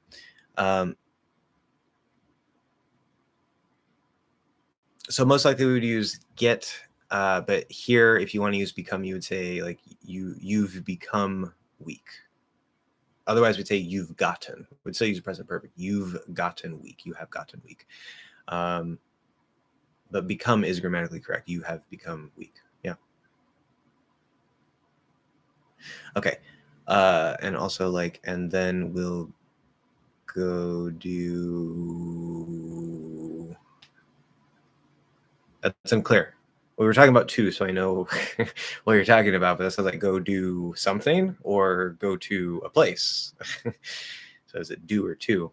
But yeah, go to the store. And then we'll go to the store. Go to the store. Same thing. Yeah, go to the store. Go to the store. Go to the store. It can always be there. It's just most common to reduce ut. But there's nothing wrong with it. You will commonly hear it not reduced. It's just more common that it's reduced. Or how to convey that meaning that you now have become now. Okay, now and now don't work together. It's repetition. How to convey that meaning that you have. We actually say that you have now become. Just okay. With 3 nows. I don't understand the sentence. Meaning that you now have become now just right now from the past. Restate that. That makes no sense. Yeah, those are just examples. Okay.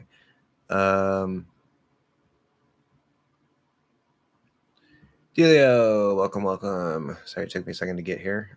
We have, just so everybody is aware, we have less than 30 minutes. We have about 26 minutes left, so keep that in mind for the comments. Looks like I'm almost caught up, which is good. So, hope you're doing swell. I'm doing swell. Yeah, nobody uses swell. Don't use swell. Swell sounds like you're coming straight out of the 50s. Some people will use it. It's a personal choice. but be aware that some of the words you guys pick up, I'm just like, yeah, you're gonna sound funny.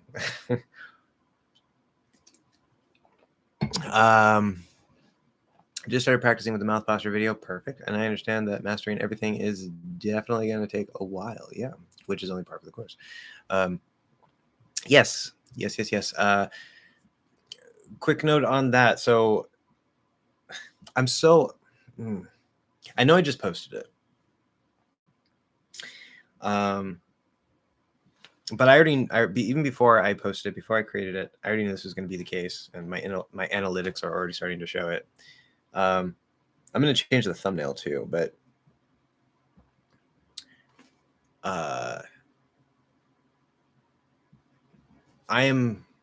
it's kind of frustrating because, and I know like Delio, I know you're going to go in and do the work. I know there's some people who are going to go in and do the work, and you're going to be like, thank you for this, and it helped me, and now I reach my goal. Okay, that'd be great. But for most people, and it's not just with this, it's with, anything. Like maybe you want to learn the piano and you find, some really awesome piano videos that are really going to take you somewhere, and then you just don't do them, right? Whatever. Most people are not going to finish the video. Many people are not going to finish that video. Most people are not going to finish the mini course that I'm making about mouth posture. Okay, cool. That's loud and annoying. Always fun. But it's very, very frustrating to me because that doesn't help. I'm literally giving the key to a native accent. Say, here, do this. And I know most people won't do it. And it's so very frustrating to me. And I can't control that, right? That's shouldn't really be my concern. Because if you do it, you do it. You don't, you don't. Some people, they would like to have a native accent, but they're not willing to put in the work. And that's fine. But it's just frustrating. I'm just like, I'm trying to help you guys. And then, I don't know. Anyway, we'll see what happens. Maybe it'll turn out to be a smashing success of a course. But so far, the video analytics show that it is, it's performing better than my average videos, but it's like the average watch time right now is only like 8 minutes out of a 35, 40-minute video.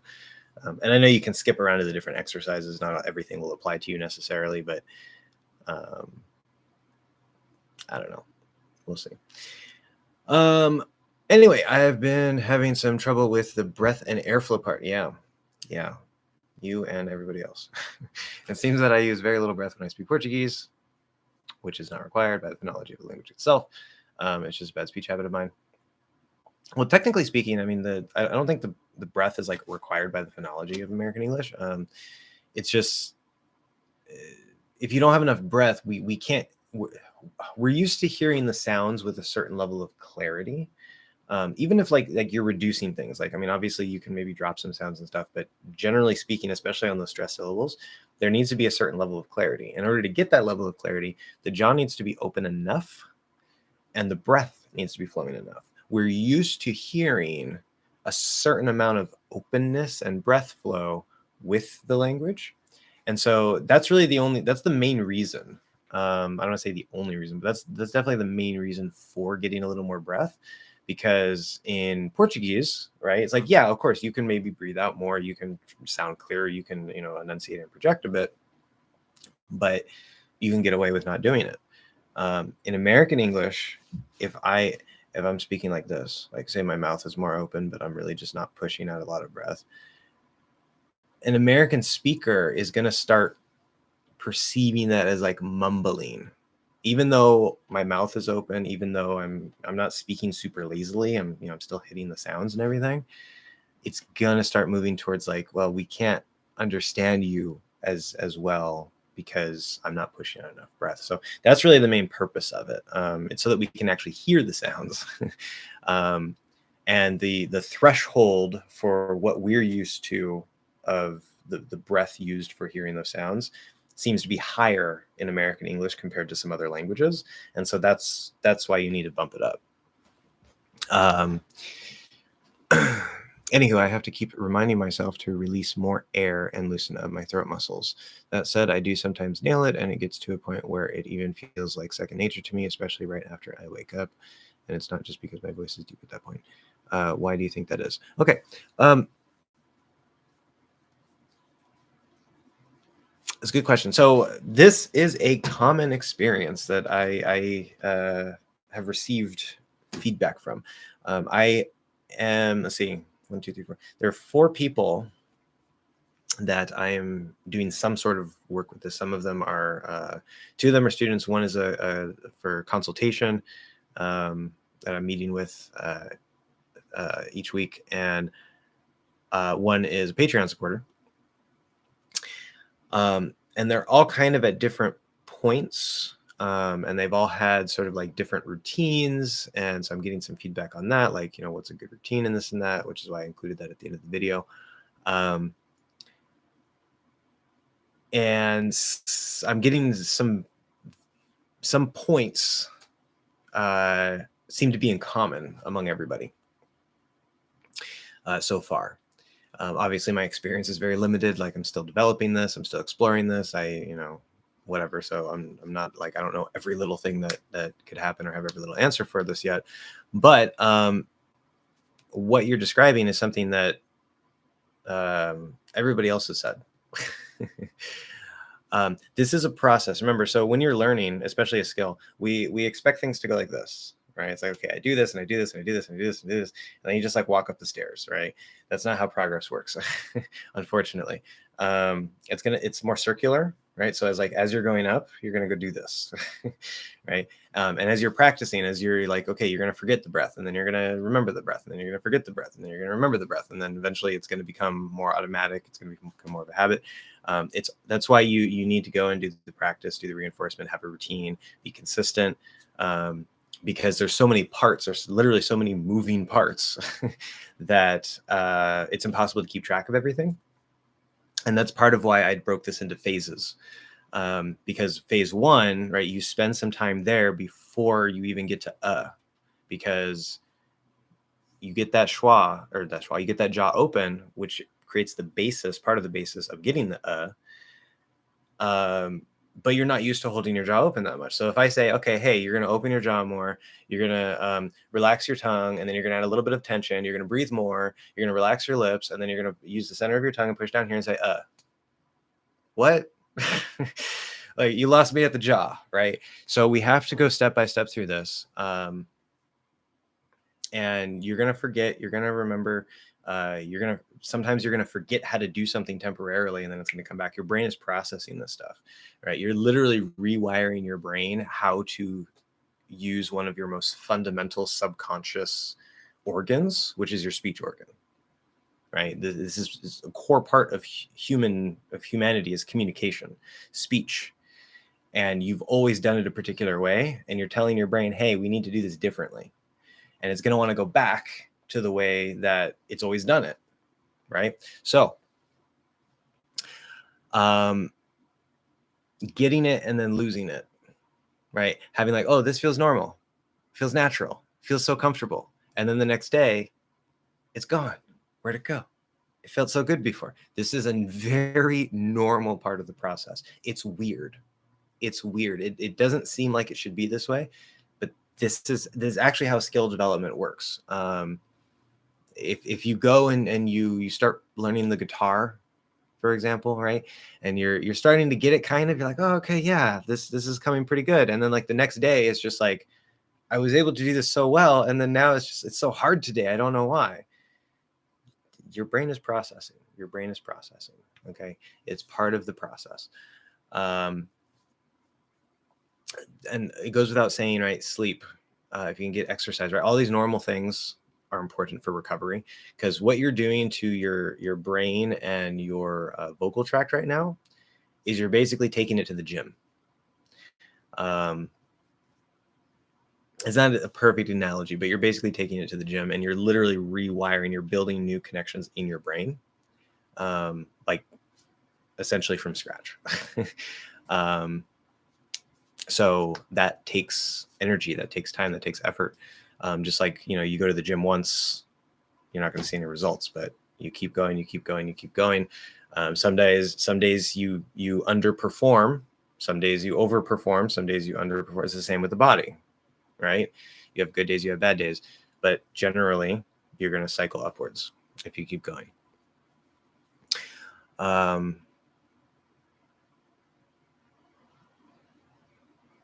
Yeah. Okay. And then, so why do I think that is? Did I answer that question? Sometimes you only get to the point where it feels like second nature, especially right after I wake up. What do you think that is? Yeah, it's just normal. So that's a good sign. That means that you're on the right track. I would try to get some sort of feedback, because, or at the very least, record yourself, because, like, I've had cases where, like, my student or whatever, they'll say, oh yeah, like, I'm sounding really, really good, and then they'll do it, and then they think that it's good, and it is better, but it's not quite right. So you may not exactly know where that limit is, and so it does help to try to get some feedback from a native.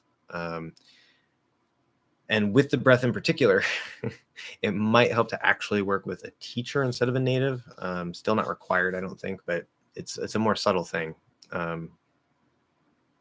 So of course I do have consultations. If you want to sign up for a consultation, 30-minute, we can check that, but it's not required. Yeah,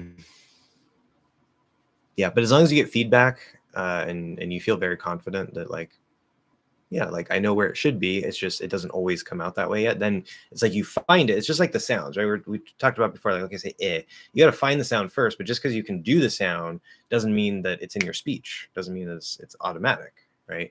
So it's the same thing with the breath. Like, you can find that breath and be like, oh, that sounds so much better, but you need to actually reinforce it and make it normal. That's part of why, like, setting the jaw first, and I talked about that before, it creates a trigger, right? So once you really get these pieces going, and you start building out the rest of the mouth posture, setting that jaw becomes a trigger that's going to help your brain say, oh, okay, the jaw's open, the tongue goes like this, the breath comes out, the throat goes like this, and it all just kind of happens. It's like you go into English mode.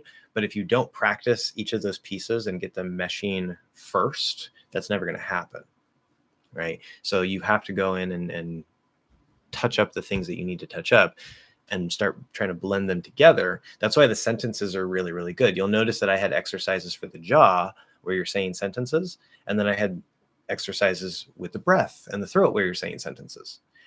Now, at first, you do just the jaw. Then you do the throat and the breath. You don't care so much about the jaw. Obviously, I mean, you need a little more open, because that's part of sounding clear.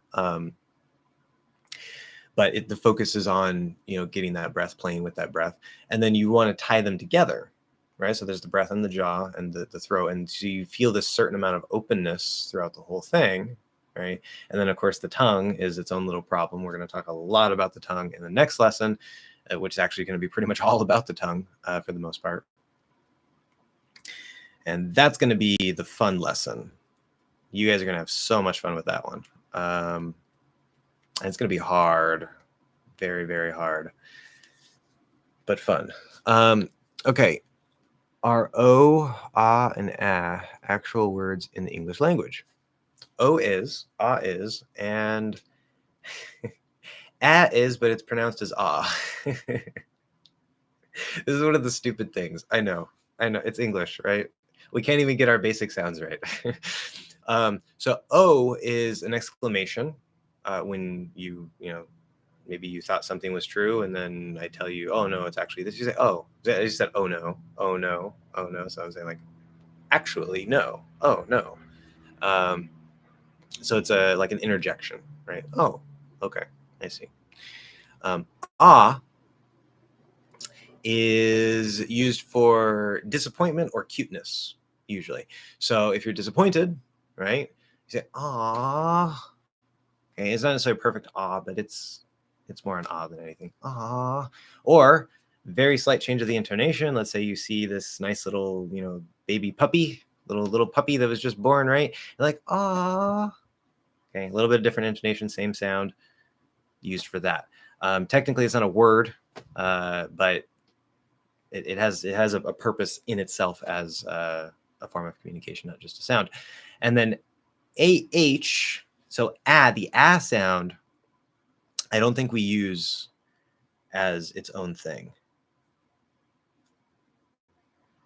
Okay, we can't. Yeah, there might be one thing.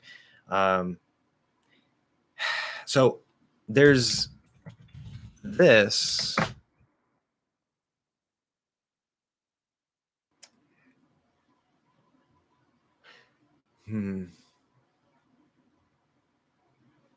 My brain not working. Yeah, so if you use AH like O, like as an interjection that I was talking about, and you say, I see. I see. We would spell that AH. It's really stupid. I don't know why, but we do it. I see Fluent American is here. Yes, I am scheduled next week for a live stream with Fluent American, so make sure you guys check that out. But yeah, it's an exception to the spelling, right?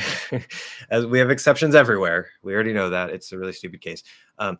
Thinking a bit more about it, I think we can use as sort of a, like, I'm losing control, things are getting out of control type thing. Or be like, It's not exactly like a perfect sound, but it's kind of closer to yeah, that might have a use there. But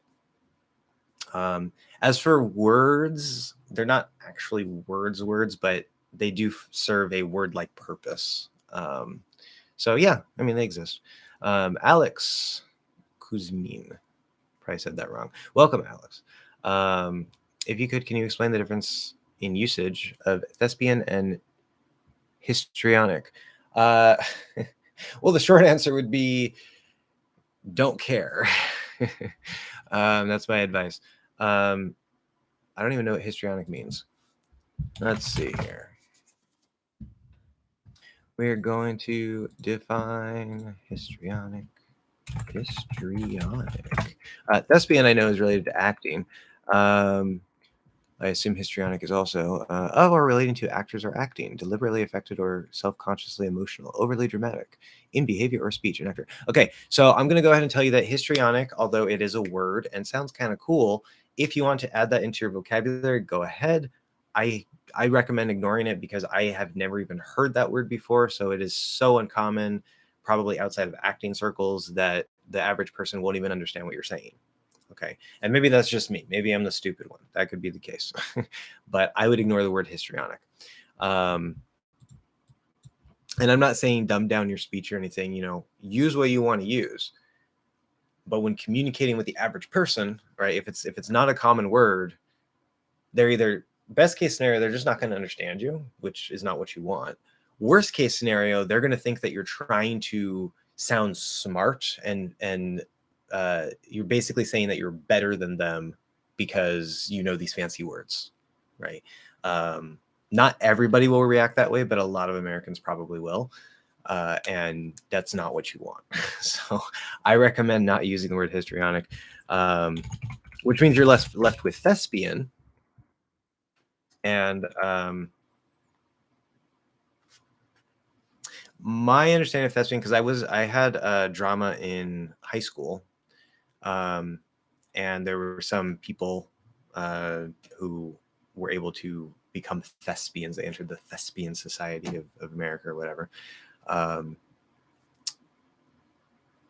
And so that's my familiarity with the word. But the word itself says pertaining to tragedy or to the dramatic art in general. Yeah, so an actor or actress. So as a noun, an actor or actress. It's like a fancy word for actor. Histrionic says as a noun, it means an actor. So he is a histrionic. They would be synonyms in that case, I guess. But again, because nobody knows the word histrionic, if you say he's a histrionic, if anything, when I first see the word histrionic, I think like he's a historian. right? Like maybe like that's what people are probably going to think. Like he's some sort of academic person who studies history. So there you go. Yes, well, being old, just like it. That's fine. Yeah, we can always use words we want. Not a problem, as long as you're aware, right? That's the only thing. You don't want to go around using words that you think everybody uses, and then you're just like, people laugh at you because nobody uses that. If you like it, you like it. That's great. I use words like, sometimes I use dig, like, oh, I can dig it. It's like from the 70s. I don't use it all the time, but you know, it feels kind of funky. Anyway. Wendell, what's the most accurate way to say you'll be learning the past tense or you're going to be learning the past tense? Both are perfectly fine. There might be contextual differences of why we might choose one over the other, but in a very broad general way, just looking at the sentences themselves, they mean basically the same thing. And so I could say, today you'll be learning the past tense. I could say, today you're going to be learning the past tense. That sounds basically the same. Or I could say, today you're learning the past tense. That's also maybe possible. Sounds a little more direct, but or I could say,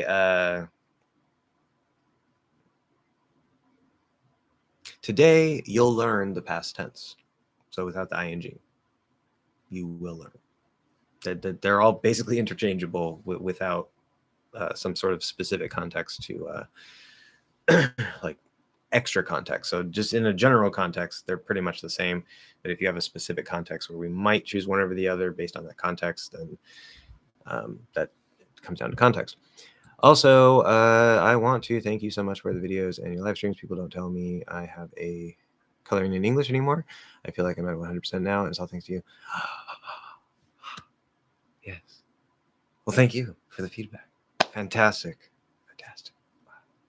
I'm so happy. Yes. Yes. Thank you. Now, I already knew that you were at a pretty good high level. Good comma high. But yeah, you said you had that coloring, you had that problem. Now you're saying it's gone. Perfect. Perfect. And if my videos helped in that, that's exactly why I'm here. Good. I need that validation sometimes because I tend to really overthink things and second guess myself. And so whenever I hear from you guys like, oh, hey, you know, you've helped improve my accent or this, that, or whatever, I'm just like, especially in the video, because like in a one-on-one thing, like I can sort of listen to the person. I can, you know, guide them more hands-on and actually direct them, where like with you guys, I'm trying my best to put that into the video, but you got to do your part, right? And so that's very good to hear that the videos themselves are useful. Good. I feel that way because before my range for some sounds probably would be too wide. There's a little problem there, grammar problem. Would be too wide, and they would stray from the bass schwa sound way too much sometimes. Yeah. Yeah, that's part of this whole mouth posture thing, is building in, like it's literally an anchor. Like that's what we're gonna do. We're building an anchor of right. And I know we haven't gotten that far for you yet, but you've managed to we're too okay. You've managed to essentially reach that point largely on your own anyway, and I kind of help push you at the end there. But when you get that anchor and you start building the sounds into that anchor, and then focusing on the transitions and the flow while sort of maintaining that center of gravity, it makes sure that you don't get too far out of line. So yeah. Anyway, Alex also said, thank you. Your videos are awesome. Thank you very much for making them. No problem. No problem. Thank you for your thank you. Yes, I appreciate it. We're pretty much out of time here today, guys. I moved this to Sunday, and it seems like we actually had less people today, fewer people today. That is a common native mistake, which I encourage you to make because fewer is being replaced very, very slowly but surely. Anyway, that aside, yeah, hopefully next week we'll have more people. You're welcome, Meadow. We'll have more people. I'm hoping Sundays will bring more people. That would be nice. That's part of why I moved into Sundays. Rearrange my schedule. Here we are. But that's okay. I mean, if only 5, 6, 7 of you come, 3 of you come, right? I'm here to help you guys. So as long as we have stuff to talk about, then we'll keep going. So thank you guys very much. I don't have any big issues coming up next week as far as I know. So the 27th, next Sunday, we should be here again, same time.